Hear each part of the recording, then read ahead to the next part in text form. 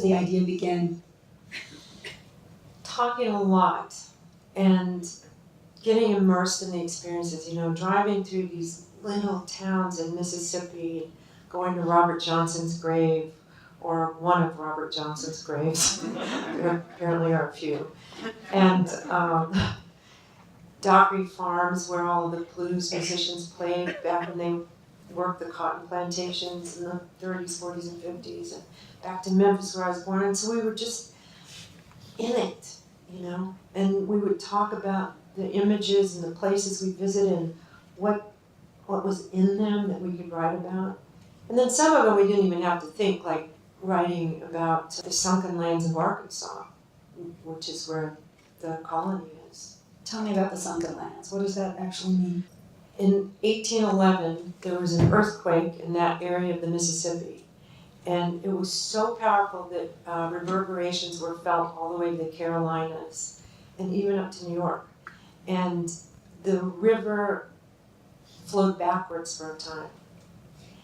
And the land in that part of the delta sank by up to 50 feet. And they called it, ever since, they called it the sunken lands. And who is that about? Who's that voice out there? That's my grandmother. She raised 7 children. She picked cotton, gave birth at home, no electricity. Was married to a man who was not nice, She just kept going. I mean, that kind of fortitude. I don't know any modern woman, including myself, who could do what she did. So sometimes I look to her like, look what she did. I can get through this little thing if she can get through that. It's a very tricky thing to collaborate with the person you're married to and that you're parenting with. And how does that work? I mean, is that tricky, or is it just you always have the rhythm? No, it used to be really tricky because we would take everything personally, What do you mean I sang that note flat? You don't love me. Or why don't you like that solo? I'm going to leave you. We would bring it into the studio and it would just, I don't know, it would get messy. We did good work together. On this record, I noticed that we had gotten past it, that every time we got into a conflict, it was in service of what we were doing. Honestly, with a parent's eye, how did you deal with fame? People never stop bothering you. So I thought, why would anyone want that? And then I go into a field that's public, I'm a songwriter. I thought at first, I'm just going to be a songwriter.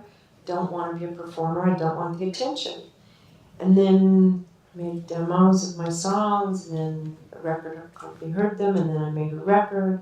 So the first task, were your parents weighing in? Were you even talking about it with them at that time? I didn't seek advice. I wish I had sought more advice. My mother was terrified. My father actually said, take care of your babies first. So he learned too, Was he supportive of your talent? Oh yeah. Total 100%. 100%. Said you were good. Said I was good even when I wasn't. Just like a good father should do, right? It's good to hear. So, and when you were young, did he recognize that you had something? He knew that there was an artistic side to me that he related to. He said, I see that you see as I see. And that was such a beautiful thing to me to say to me at 12. Like, I recognize who you are. What was it about New York that made a Southern West Coast lady come to the city?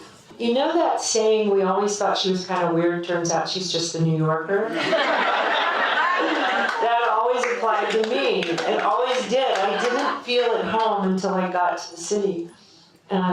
First time at the age of 12. And I kept coming back, going, how am I going to make my life work to live in New York? And it took till 1991. I just wrote an essay in this book called Never Can Say Goodbye, Why People Don't Leave New York. And I wrote about my love affair with the city and why I love it so much and why I've stayed. And the fact that I gave birth to a 5th generation New Yorker, my son, on his dad's side, of course. And I don't know. I mean, I'm not fit to live anywhere else.